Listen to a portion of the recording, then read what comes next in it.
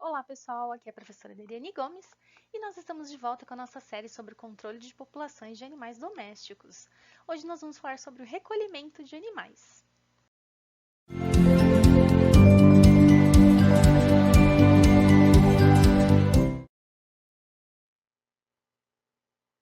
Quando a gente fala de recolhimento de animais, nós temos que pensar por que esses animais precisam ser recolhidos.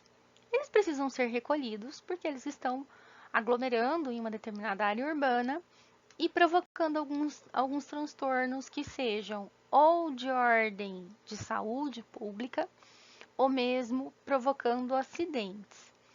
E esses animais que estão nas ruas, eles vieram de onde? A maior parte desses animais, eles foram abandonados. Por quê? Porque seus donos não foram responsáveis, não tiveram posse responsável.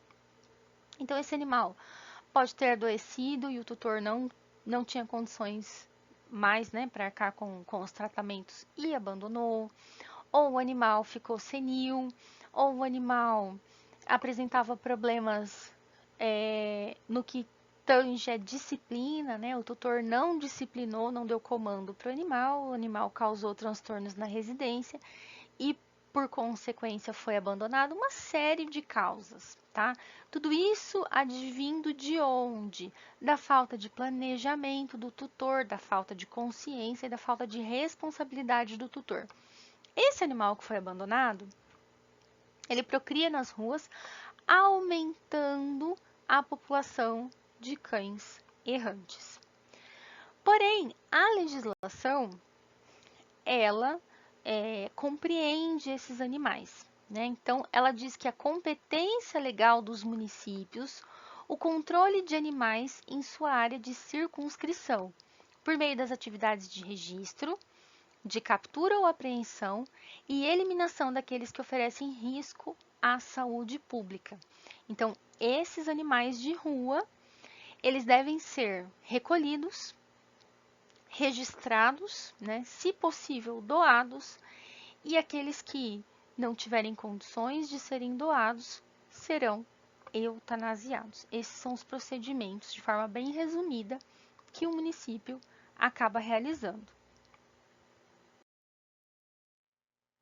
Então, nesse momento, quando a gente fala de recolhimento de animais, o enfoque principal que a gente tem que ter é o de saúde pública em detrimento do bem-estar animal. Os dois precisam caminhar juntos, tá? Por vezes parece que eles são antagônicos, mas eles são complementares. É preciso que a gente tenha uma visão de saúde pública, só que a gente não pode negligenciar o sofrimento que esses animais vêm passando, né? Então, os seres humanos eles não podem ser insensíveis a essa causa. Eles têm que pensar no bem-estar das espécies que estão envolvidas aqui, tá? Além disso, quando a gente fala de preservar o bem-estar dessas espécies envolvidas, né, principalmente aí dos cães, dos gatos e consequentemente do homem também, do humano também, a gente acaba atuando no resgate da imagem dos serviços que realizam esse recolhimento de animais, tá? Então, esse serviço de recolhimento, ele tem que ser aplicado utilizando alguns critérios. Então, nós vamos ver agora quais critérios precisam ser aplicados para que o recolhimento dos animais seja realizado de forma adequada. Então, primeiro, vamos entender o que vai ser o recolhimento seletivo. Por recolhimento seletivo, nós vamos entender tanto o atendimento às solicitações da população para remover aqueles animais que existem nas proximidades de uma comunidade, né?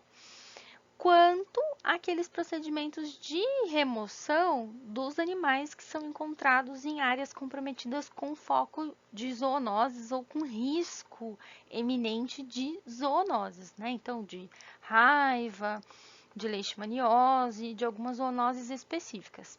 Essas serão as duas formas principais de recolhimento seletivo. aí, quais animais vão ser considerados a ser recolhidos? Então, animais soltos que estejam sem supervisão, eles vão ser considerados animais de risco à saúde e também à segurança da população. Dentre eles, a gente pode incluir animais que estão doentes ou que sejam portadores de zoonoses, né? Um animal aí que esteja com uma doença aparente, né? Uma doença sendo manifestada, ou um animal que está em estado de convalescência, ou mesmo portadores de algumas zoonoses específicas. A gente vai ter aqueles animais agressivos, né? E por serem agressivos, eles acabam promovendo algumas lesões físicas por mordedura, por arranhadura. E nesse momento em que eles promovem essas agressões, essas mordeduras, essas arranhaduras, eles podem também disseminar algumas doenças. Por exemplo, a esporotricose, ou eles podem causar lesões que sejam definitivas e algumas vezes até incapacitantes, né? Ou mesmo deformidades no ser humano. A gente tem aqueles animais que podem estar promovendo algum dano, algum agravo ao meio ambiente, por exemplo, animais que sejam aí competidores naturais, né, que venham a ameaçar alguma espécie de extinção. Nesse caso, os cães e gatos eles não são tão importantes, mas a gente tem aqueles animais em estado feral, né, que eles podem sim promover aí esses danos ao meio ambiente. A gente tem ainda animais que estejam em sofrimento, então um animal que seja fraturado, que não consiga mais se locomover, um animal que seja com hemorragia, mutilado, uma ferida muito extensa, muito profunda, um prolapso, enfim, um animal, né, que está aí em sofrimento. E muitas vezes o tratamento dessas lesões é inviável para o poder público, então esses animais vão fazer parte aí do recolhimento seletivo. Mesmo que o tratamento seja viável, ele precisa ser recolhido para receber esse tratamento. E animais que estejam em risco, por exemplo, animais aí que participavam de rinhas, animais que tenham se envolvido em acidente de trânsito, por exemplo, um atropelamento grave, né? Então, esses animais aí que estão em algum tipo de risco, eles precisam também ser recolhidos. Não necessariamente serão eutanasiados. Em muitas das situações, eles poderão ser tratados. Então, é interessante que algumas recomendações sejam seguidas para que esse recolhimento seja realizado. Então, primeiro, é interessante que o roteiro ele seja planejado com bastante antecedência, considerando aí o horário, a temperatura do ambiente, a distância. Por que esses parâmetros precisam ser levados em consideração? Para que o animal fique o menos tempo possível dentro desse veículo. Por quê? Porque esse transporte pode aí causar um estresse muito grande nesse animal. E se eu tiver vários animais, é interessante também que eles não permaneçam muito tempo juntos, minimizando aí a transmissão de doenças. Então, o interessante é que, se possível, seja feito esse planejamento de roteiro, né? Essa logística seja feita com antecedência.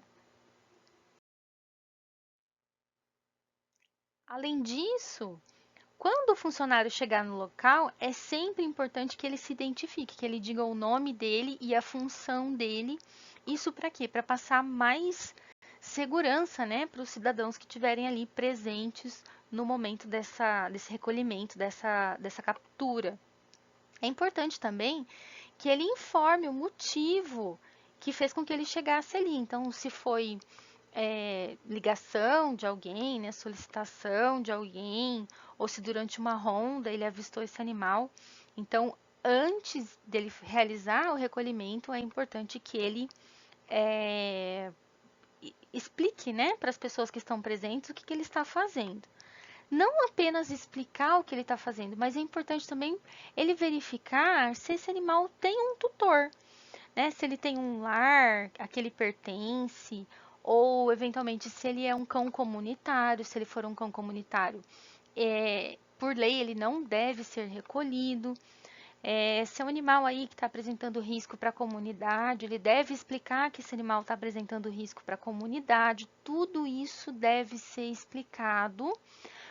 Por quê? Né? Para passar segurança para as pessoas que estão presentes e também para melhorar a imagem desse funcionário de recolhimento, né? Que por anos aí foi uma imagem denegrida, né? Foi uma imagem é, manchada perante a sociedade. Então isso precisa ser melhorado. Depois, então, que esse funcionário já se identificou, já verificou esse animal realmente não tem um tutor, é um animal em condições de rua. O que precisa ser feito? O funcionário ele tem que ter condições de avaliar o comportamento desse animal que ele vai recolher. Por quê? Para ele poder criar aí uma boa estratégia para fazer esse recolhimento. O ideal é que esse funcionário faça uma aproximação lenta, né?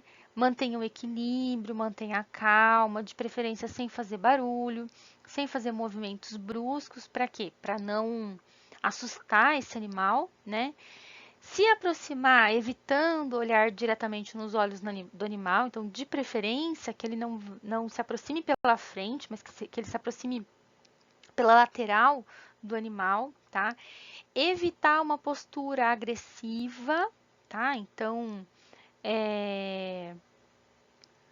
por exemplo, ficar curvado, com a cabeça baixa, agachado, né? Porque isso aí diminui o tamanho corporal. E para o cão, ele entende que ele não vai ser atacado, né? Então, outras vezes, ele não precisa nem se aproximar do animal, ele pode atrair o animal até ele, né? Então, por exemplo, usando um petisco, algum alimento, chamando o animal com uma voz baixa, uma voz amigável, né? Para fazer com que? Com que o animal vá até ele.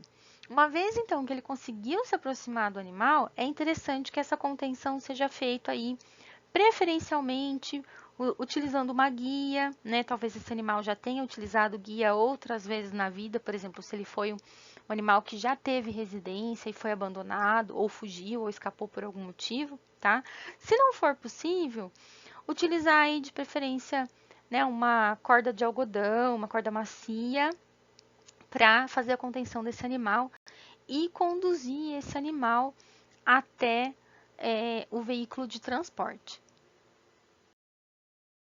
Em relação à condução desse animal, então, uma vez que ele foi amordaçado, né, com uma corda macia, por exemplo, é interessante que esse animal seja conduzido no colo, seja contido no colo até o veículo. E aí, quando ele chegou no veículo, ele deve ser acomodado dentro da caixinha de transporte, né? Outras vezes vai ser gaiola, outras vezes o veículo já é adaptado com divisórias dentro. E aí, quando ele estiver dentro da caixinha de transporte ou do compartimento, enfim, é interessante que essa guia, essa mordaça, se possível, sejam retiradas, né? Se a gente estiver falando de um animal um pouco mais arisco, um pouco mais agressivo, pode ser difícil, né, de retirar. Mas se for possível, isso já ajuda na socialização desse animal, tá? Bom, e aí, em seguida, né, esse animal vai ser conduzido até o local onde ele vai ser alojado, por exemplo, num canil do Centro de Controle de Zoonoses. É interessante também que a utilização de laço seja descartada, né? Seja desestimulada, porque esse animal entende aí como uma atitude agressiva e aí ele tenta se defender, né? Ele fica mais estressado, fica mais agressivo. Isso aumenta o risco de acidentes, tanto para o lado do animal quanto para o lado do funcionário que está realizando esse recolhimento. Existe um outro instrumento que é utilizado para contenção de animais, que é esse instrumento aqui, o cambão. O que é o cambão, né? é uma haste rígida, né? Pode ser normalmente de metal, com laço na extremidade, que faz com que a pessoa que está fazendo o recolhimento fique mais distante do animal que está sendo recolhido. Então, normalmente ele é utilizado aí em animais mais agressivos, né? Mas ele deve ser utilizado como último recurso, só para aqueles animais muito agressivos mesmo. Por quê? Porque muitas vezes ele acaba sendo traumatizante para o animal. E a gente tem muitos relatos aí de maus tratos associados ao uso do cambão. Então, o cambão, se for necessário utilizá-lo, ele tem que ser utilizado de forma correta, né? Então, ele vai ser colocado no pescoço do animal, ajustado nesse pescoço, e depois é importante que o animal seja conduzido pelo cambão e não arrastado, né? A gente vê aí muitas imagens no passado, né, de funcionários carregando os animais pelo cambão, levantando esse animal do chão. Então, o animal era praticamente enforcado por esse cambão. Isso, além de fazer com que o animal ficasse mais agressivo do que ele já era, comprometeu bastante a imagem desse tipo de função, né, do recolhedor de animais. Então, é, é recomendado aí que ele seja utilizado como último recurso e que ele seja utilizado de forma correta. Quando a gente fala de gatos, uma estratégia que pode ser utilizada é levar a gaiola ou a caixinha de transporte até o local onde esses gatos estão, tá? De preferência que eles sejam atraídos com alguma isca, com algum petisco até essas gaiolas. E aí sim, essas gaiolas são transportadas até o veículo, tá? E daí do veículo, elas só vão ser removidas quando chegarem no local de alojamento. Mas assim, haverão gatos que eles serão muito agressivos, então ou estarão muito assustados também, né? Então, o recomendado nessas situações é que essas gaiolas sejam cobertas, né, com uma toalha, um cobertor, até que ele chegue no local de alojamento. Por quê? Porque quando eles não estão vendo, né, o que está acontecendo ao redor, a gente consegue aí minimizar o estresse desses gatos quando eles estão num ambiente escuro, né? Então, é uma das recomendações que nós temos, que essas gaiolas sejam cobertas durante o transporte. E por fim, quando estiver sendo realizado um recolhimento de filhotes, tanto de cães quanto de gatos, né? E algumas vezes até de gatos adultos, é recomendado aí que o recolhimento seja feito utilizando essa rede aqui, que é o pulsar, né? Que é uma estrutura metálica com uma rede na extremidade. Pode também ser utilizada uma rede solta, né? Uma rede sem essa estrutura metálica. E pode também ser utilizadas aquelas luvas de raspas de couro, né? Para que esses gatos ou esses filhotes de cães e gatos sejam capturados, né? Evitar aí usar cambão para gatos ou para filhotes. E esse pulsar, existem aí de diversas aberturas de malha, mas é o que é utilizado para captura aí de borboletas, né, de insetos voadores. Eles são capturados também utilizando o pulsar. Claro que com uma rede de malha mais fina, tá? Mas é um objeto aí, um instrumento, né, de recolhimento de diversas espécies. Uma vez então que esse animal já foi recolhido, agora ele vai ser transportado. E aí no transporte nós temos que considerar algumas coisas também. A primeira coisa a ser considerada no transporte é o veículo, né? Então, um veículo aí que tenha uma carroceria separada para poder transportar esses animais. Então, esse veículo ele pode ter dentro dele gaiolas, ele pode ter caixas ou mesmo ser como esse aqui, um veículo já adaptado ao transporte desses animais, né? Um veículo aqui bem adaptado, inclusive, ao transporte de animais. E aí é interessante a gente considerar algumas coisas, né? Primeiro que seja transportado um pequeno número de animais por viagem. Por quê? Porque eu diminuo o tempo de transporte desses animais, né? Eles acabam permanecendo menos tempo no interior do veículo e também eu diminuo o estresse deles por conta da interação aí com esses outros animais. Então, o que mais que a gente precisa fazer? Evitar a permanência prolongada desse animal dentro do veículo. Então, o simples fato de transportar um número pequeno de animais já ajuda para evitar essa permanência prolongada, mas a gente tem outras coisas que vão interferir, né? Como, por exemplo, calcular o roteiro antes da captura também já ajuda a reduzir esse tempo aí em que o animal permanece dentro do veículo. Eu também tenho que pensar que as caixas, né, de transporte ou gaiolas, elas têm que ter compartimentos individuais que tenham também um tamanho adequado ao porte de cada animal que está sendo capturado, né? Então, um animal grande, ele precisa ficar em gaiolas maiores ou em caixas maiores, que permitam que ele possa se movimentar lá dentro, né? Que ele não fique espremido dentro dessa caixa de transporte. E também é interessante que essas gaiolas ou que essas caixas de transporte, elas sejam removíveis, né? Por quê?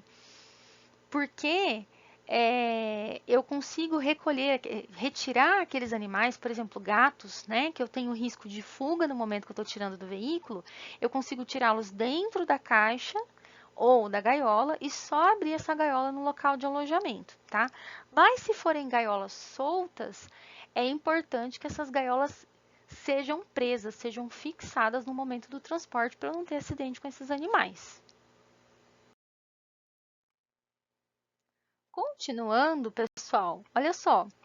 É importante que os gatos, em especial, sejam transportados em gaiolas ou caixas, tá? Nunca soltos dentro de compartimento. Por mais que o veículo seja adaptado e tenha compartimentos diferentes aqui dentro, o gato nunca deve estar solto dentro do compartimento. Ele deve estar dentro de uma gaiola ou de uma caixinha de transporte. E também é importante que a gente não faça o transporte de espécies diferentes na mesma viagem, né? Por conta do estresse gerado para esses animais. Sempre que eu tiver uma mãe com uma ninhada, eu vou transportar todo mundo junto, a mãe e todos os filhotes, tá?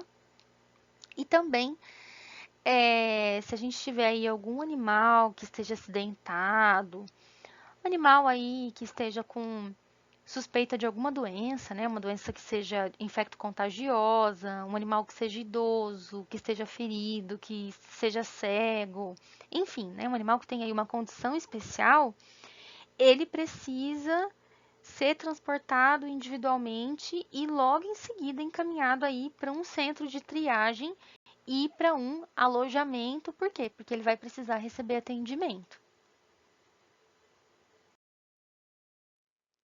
E aí, nesse sentido, né, de pensar em atendimento, é importante, então, redobrar a atenção toda vez que a gente tiver um animal de grande porte, que seja ansioso, que seja agressivo.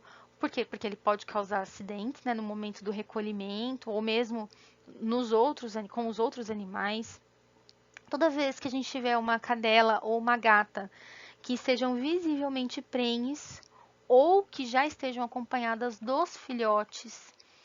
Quando for observado que algum animal está em sofrimento, ou tem impossibilidade de andar, ou tem impossibilidade de ficar em pé, e também em felinos, né? Que nós sabemos aí que os felinos eles são mais delicados no sentido de que eles acabam se estressando mais no momento de captura e transporte. E a fuga dos felinos é um pouco mais fácil, né? Então, redobrar a atenção em todos esses casos. Bom, pessoal, por hoje é isso. Se esse conteúdo foi útil para você, curte esse vídeo, compartilha com seus amigos e inscreva-se no nosso canal. Até a próxima!